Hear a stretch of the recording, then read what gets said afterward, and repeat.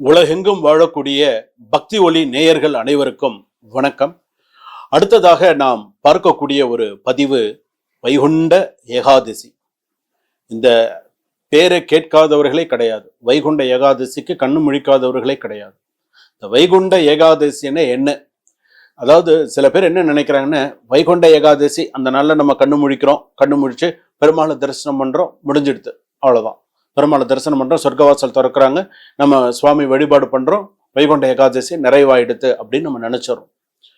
கூடியமான வரையில இந்த வைகுண்ட ஏகாதசி அப்படிங்கிறது டிசம்பர் மாசத்திலே வந்துடும். டிசம்பர் மாசத்திலேயே கூடியமான வரையில வந்துடும். அப்படி அல்லது ஜனவரி மாசத்துல இந்த வைகுண்ட ஏகாதசியானது வந்துடுறது. வைணவ திருத்தலங்கள்ல வைகுண்ட ஏகாதசி நடக்காத கோவில்களே கிடையாது. எல்லா கோவில், சிறிய கோவில், கிராமத்துல இருக்கக்கூடிய சிறிய கோவிலா இருந்தாலும் அன்றைய தினத்துல பெரிய அளவுல அந்த வைகுண்ட ஏகாதசியை சிறப்பாக செய்வார்கள். ஆயிரக்கணக்கான பக்தர்கள் கோவிந்தா எனும் நாமத்தை சொல்லி அந்த வரிசையில நின்று அந்த சொர்க்கவாசல் அப்படின்னு சொல்லக்கூடிய அந்த சுவாமி எல்லாம் தரிசனம் பண்றது அப்படிங்கிறது வச்சிருக்காங்க. அப்படி எல்லாம் இருக்கும்பொழுது இந்த வைகுண்ட ஏகாதசி அப்படின்னு சொல்லும்பொழுது நம்ம ஒரு நாளும் நம்ம கொண்டாடக்கூடிய பொதுவாகவே வைகுண்ட ஏகாதசி நம்ம சொல்றோம். ஏகாதசிங்கிறது, வைகுண்ட ஏகாதசிங்கிறது பெரிய விஷயம் அது. ஆனா பொதுவாகவே ஏகாதசின்னு வரும்போது விரதம் இருக்கிறது சிறப்பு. பொதுவா ஏகாதசி வந்தாலே விரதம் இருக்கிறது அப்படிங்கிறது சிறப்பு. இன்னைக்கு ஏகாதசியா சில பேர் சொல்லுவாங்க, இன்னைக்கு ஏகாதசி, இன்னைக்கு நான் எதுவும் சாப்பிட மாட்டேன், இன்னைக்கு நான் விரதம் இருக்கேன் அப்படின்னு சொல்லுவாங்க. பூண்டு, வெங்காயம் இது போன்ற வஸ்துக்களை சாப்பிடாம அன்றைய நாள் துளசி தீர்த்தம் சாப்பிட்டு அன்றைய நாள்ல பாத்தீங்கன்னா ஏகாதசி விரதம் இருக்கிறது அப்படிங்கிறது ஒரு தனி விஷயம். அப்போ வைகுண்ட ஏகாதசி அப்படின்னு சொல்லும்போது அப்ப இதுக்கு உண்டான விஷயம் என்ன? அப்ப இதுக்கு உண்டான தாத்பரியம் என்ன? ஏன் அதுக்கு மட்டும் நம்ம ஒரு சிறப்பா சொல்றோம்? அந்த ஏகாதசியை மட்டும் நம்ம ஏன் அவ்வளவு ஒரு சிறப்பா சொல்றோம்? காரணம் இருக்கு. என்ன ஒரு காரணம் அப்படின்னு சொன்னா, ஏகாதசி என்பது வளர்பிறை அல்லது குறைந்து வரும் சந்திரனின் 15 நாட்களில் ஒன்று அப்படின்னு சொல்லுவாங்க. அதாவது அந்த 11வது நாள் ஏகாதசி அப்படின்னு சொல்லும்போது தசமி அடுத்து மறுநாள் ஏகாதசி, 11வது நாள் அப்படின்னு சொல்றது. அப்ப அந்த 11வது நாள் அப்படின்னு சொல்லும்பொழுது அந்த ஏகாதசி வைகுண்ட ஏகாதசி என்று சொல்லக்கூடியது மிகவும் சிறப்பு மிக்க ஒரு நாளாக அமைகிறது. அப்போ இந்த நாள்ல பாத்தீங்க அப்படின்னு சொன்னா, இந்த நாளில் வைகுண்டத்தின் இருப்பிடமான, வைகுண்டத்துல இருப்பிடமான, இறைவன் இருப்பிடமான மகாவிஷ்ணு பெருமாள் இருப்பிடமான வாயில்கள், அந்த வாயில்கள்லாம் இருக்கு பாத்தீங்களா, தீவிர பக்தர்களுக்காக திறக்கப்படுகின்றன. அது திறக்கக்கூடிய ஒரு இது. அது பாத்தீங்க அப்படின்னு சொன்னா அதுதான் சொர்க்கவாசல் அப்படின்னு சொல்றது. அப்ப அது பாத்தீங்கன்னா விஷ்ணு கோயில்கள்ல, விஷ்ணு எல்லா ஆலயங்கள்ல இந்த விஷ்ணு இந்த பக்தர்கள்லாம் இருக்காங்க இல்லையா, இந்த பக்தர்கள் எல்லாருமே ஒன்று சேர்ந்து எல்லாரும் பாத்தீங்கன்னா புனிதமான நாமங்களை, விஷ்ணு சஹஸ்ரநாமம் சொல்லுவாங்க. அன்றைய நாள்ல எவ்வளவோ மக்கள் அவங்களுக்கு தெரிந்திருக்கக்கூடிய அந்த பெருமாள் சம்பந்தப்பட்ட அத்தனை விஷயங்களும் சொல்லுவாங்க. சுப்பிரபாதத்துல இருந்து எல்லா விஷயமுமே சொல்லுவாங்க மக்கள். அப்படியே அதை சொல்லி கொண்டு வரும்பொழுது அந்த வாயில்கள்லாம் திறந்திருக்கும் அப்படின்னு சொல்லுவாங்க. பெருமாளுடைய அந்த வாயில்கள் அது திறந்திருக்கும் அப்படின்னு சொல்லுவாங்க. அதன் மூலமாக அந்த அந்த சொர்க்கவாசலை பாத்தீங்கன்னா அது அது பெருமாள் நமக்கு கொடுத்த ஒரு மிகப்பெரிய வரப்பிரசாதம்னு சொல்லலாம். அப்படி இருக்கும் பொழுது இது பாத்தீங்கன்னா ஸ்ரீ சம்பிரதாயத்தில் லக்ஷ்மி இருக்காங்களே, ஸ்ரீ சம்பிரதாயத்தில் லக்ஷ்மி தேவியின் வழிவந்த சீடர்களில் பரம்பரை, அந்த பரம்பரையில் இருக்கக்கூடிய ஒரு பக்தரான நம்மாழ்வாருக்காக இந்த நினைவாக அனைத்து விஷ்ணு கோவில்களிலும் இந்த துவாரமாகப்பட்டது திறக்கப்படுகிறது. வைகுண்ட ஏகாதசியானது திறக்கப்படுகிறது. அந்த சொர்க்கவாசலானது திறக்கப்படுகிறது. அதிகாலையில இந்த சொர்க்கவாசல் திறக்கப்படுகிறது. எல்லா விசேஷ ஆலயங்கள்ல நம்ம பார்க்கிறோம். ஸ்ரீரங்கத்துல பார்க்கிறோம், பெரிய பெரிய ஆலயங்கள் எல்லாம் நம்ம பார்க்கிறோம். ஆதி திருவரங்கம் என்று சொல்லக்கூடியது, நிறைய பெருமாள் பேர் போன பெரிய பெரிய பெருமாள் ஸ்தலங்கள் எல்லாம் இந்த சொர்க்கவாசல் திறக்கிறதுங்கிறது லட்சக்கணக்கான பக்தர்கள் கூடுவாங்க. நிறைய பக்தர்கள் கூடி அந்த நாள்ல ரொம்ப சிறப்பான முறையில் அந்த வைகுண்ட ஏகாதசியானது சிறப்பாக செய்வார்கள். அதே போல அந்த வைகுண்ட ஏகாதசி அப்படிங்கிறது இந்த உதாரணமாக இப்ப இந்த வாட்டி வருது ஜனவரி 10ஆம் தேதி. உங்களுக்கு பாத்தீங்கன்னா அந்த வைகுண்ட ஏகாதசியானது வருகிறது. அந்த நாள்ல விரதம் இருங்க. அந்த நாள்ல ஒரு பொழுதாவது விரதம் இருங்க. ஒரு பொழுது இருக்குன்னு சொல்றாங்களே, ஒரு பொழுதாவது பெருமாளுக்காக விரதம் இருங்க. அதிகாலையில ஒரு பொழுதாவது சாப்பிடாம இருந்து அந்த பெருமாளை தரிசித்து, ஆத்மார்த்தமாக பெருமாளை தரிசித்து நீங்க உங்களுடைய கோரிக்கைகளை சுவாமிக்கு வைத்து அந்த நாள்ல நீங்க செய்யுங்க. அதே போல அந்த சொர்க்கவாசல் கடக்கும் பொழுது மனசுல அந்த சில கோவில்கள்ல பாத்தீங்க அப்படின்னு சொன்னா பெருமாள் சன்னதி இருக்கும். பெருமாள் சன்னதியில அந்த சொர்க்கவாசல் மாதிரியே இப்பெல்லாம் வடிவமைக்கிறாங்க. சொர்க்கவாசல் மாதிரியே வடிவமைத்து அது இந்த வழியா இப்படி அந்த பெருமாளை தரிசனம் செய்து அந்த சொர்க்கவாசலை தாண்டி இப்படி வரணும் அப்படின்னு சொல்லி வச்சிருக்கேன். அப்படி அந்த தாண்டி வரும்பொழுது மனசுல நல்லா பிரார்த்தனை பண்ணி நாணயங்களை போட வேண்டும்.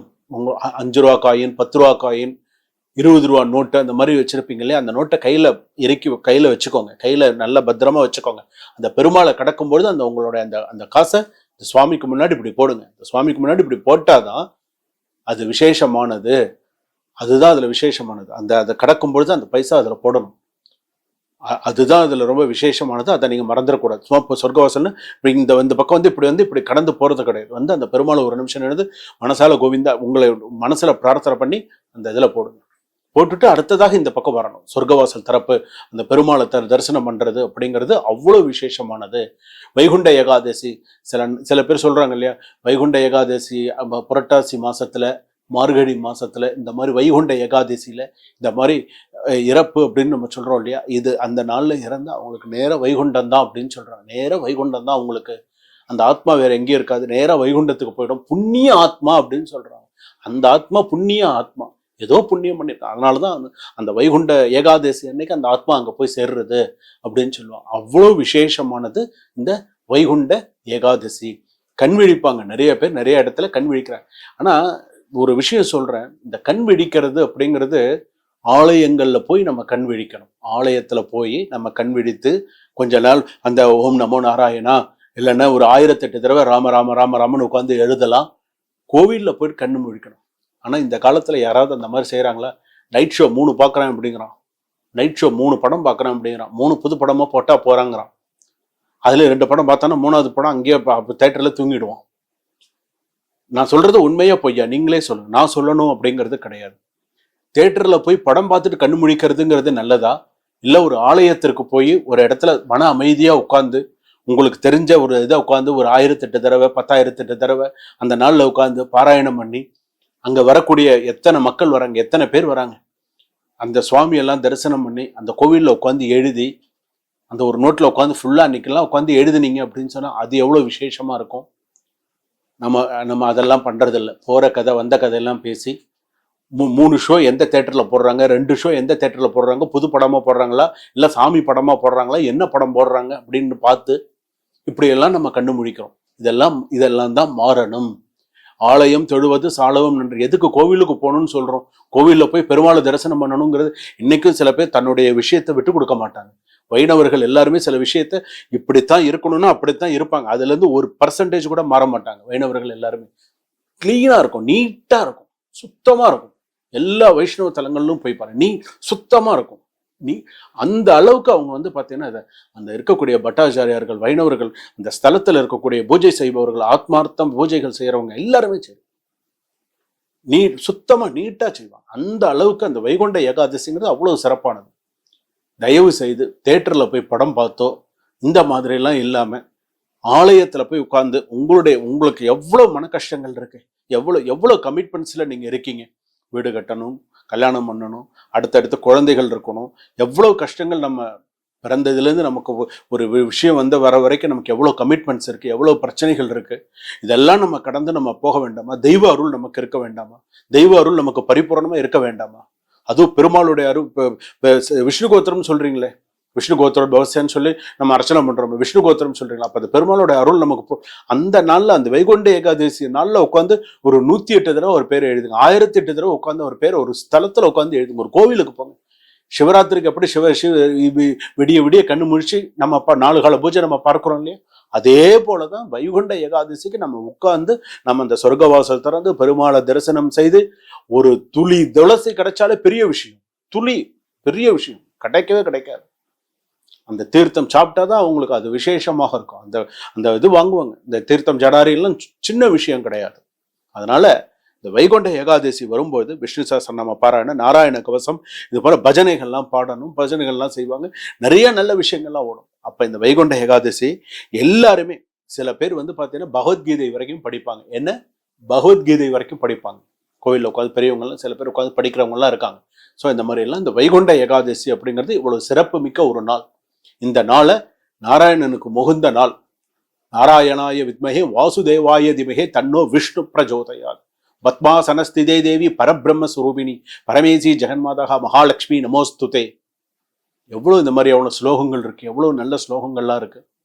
பெருமாள், அதாவது அந்த பெருமாளுடைய வழிபாடு, திருப்பார்கடலில் இருக்கக்கூடிய அந்த பெருமாள் வழிபாடு, விஷ்ணு சஹஸ்ரநாமம் எல்லாம் அவ்வளோ விசேஷம். உங்களுக்கு சொல்ல தெரியாட்டா கூட பரவாயில்ல, விஷ்ணு சஹஸ்ரநாமம் போட்டு காதுல கேட்டாலே புண்ணியம். விஷ்ணு சஹஸ்ரநாமம் சுக்லாம் பிரதரம்னு ஆரம்பிச்சது அப்படின்னு சொன்னா, ஸ்ரீராம ராம ராமேதே ரமே ராமே மனோரமே சகசிரநாம தத்துல்யம் ராமன் அமரானனே, அதுல வந்து முடியும். அமோகமா இருக்கும். காயேன வாச்சா மனசேந்திரிய வரைக்கும் வரும், அமோகமா இருக்கும். அதனால இந்த வைகுண்ட ஏகாதசி தவறாமல் ராமநாம பாராயணத்தை பண்ணுங்க. நிறைய பெருமாளுடைய அனுகிரகத்தை இருக்கும். சொர்க்கவாசல் திறக்கும் நேரத்துல சுவாமியை தரிசனம் செய்து அந்த காசு அதுல போட்டு மனமுருக பிரார்த்தனை செய்யுங்கள். விரதம் இருங்க. முக்கியமா பூண்டு, வெங்காயம், சில கெட்ட வஸ்துக்கள்லாம் நீங்கி நிறைய இறை சிந்தனையோட விரதம் இருந்து அந்த விரதத்தை பூர்த்தி செய்யுமாறு கேட்டுக்கிறேன். சுபம்.